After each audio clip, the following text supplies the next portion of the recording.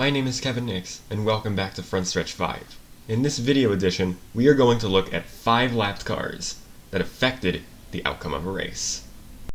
Number 1. 2001 Sam's Club 300 at Chicagoland Speedway.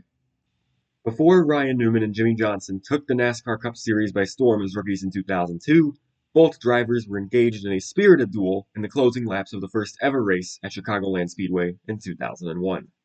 Johnson was leading and Newman was second. Newman tries to get a good run off turn 4 and clips the back of Mike McLaughlin's car, severely damaging the left front. Johnson would cruise to his lone Busch Series win after this contact. When Ryan Newman was chasing Jimmie Johnson for the lead in turn 4, they came up to lap Mike McLaughlin. The 18 car, Johnson, the 92 car, gets by, moves up. Here comes Ryan Newman. He's going to try to really get him a run off this corner and hope to get alongside the 92. And he timed it just a little bit off, ran in the back of the 18. Number 2. 2001 Dodge Save Mart 350 at Sonoma Raceway. Robby Gordon has shown his skill on road courses, as he got 11 top 10s in 26 road course races in the Cup Series. However, many times in NASCAR, he let his temper get the better of him, this instance included. In the closing stages of the 2001 race at Infineon, Gordon, in the 7 car, gets held up by Kevin Harvick in the 29 as Harvick tries to stay on the lead lap. He aggressively tries to pass Harvick, but fails, allowing Tony Stewart to take the lead and win the race. Harvick's there.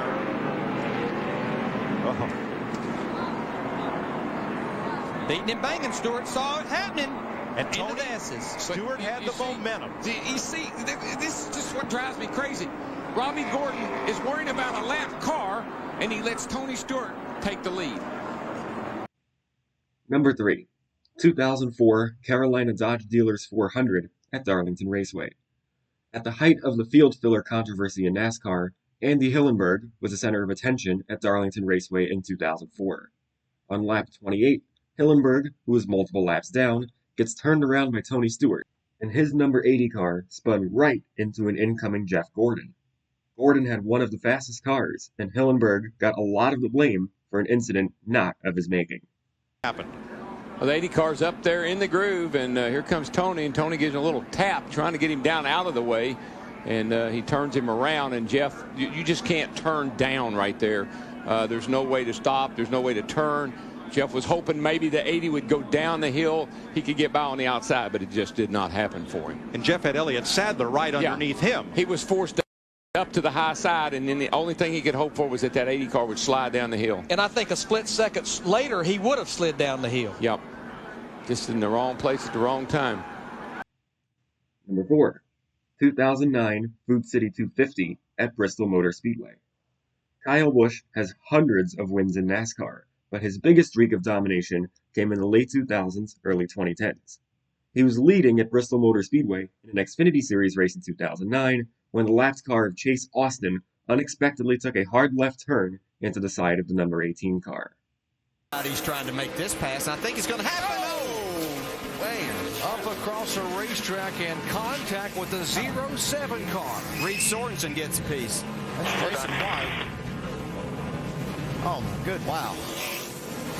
And a hard lick right there. That's your points leader, folks, here for the NASCAR Nationwide Series, and he could be done for the night. Number 5. 2011 O'Reilly Challenge at Texas Motor Speedway. Early on during an Xfinity Series race at Texas Motor Speedway in 2011, the lapped car of Tim Schendel blew a tire right in front of race leaders Carl Edwards and Kyle Busch. Busch gets collected by the number 52 car and had severe damage on the front of his car, taking him out of contention to win. Kyle won many, many times in Xfinity, but he also had several more wins that slipped away. Carl Edwards. Closer. When they first opened it, look out! Oh, man!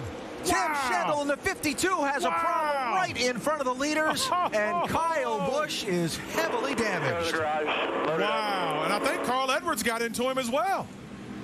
My goodness. Oh, man, oh, man. Wow. Oh, my goodness. That's what I just said.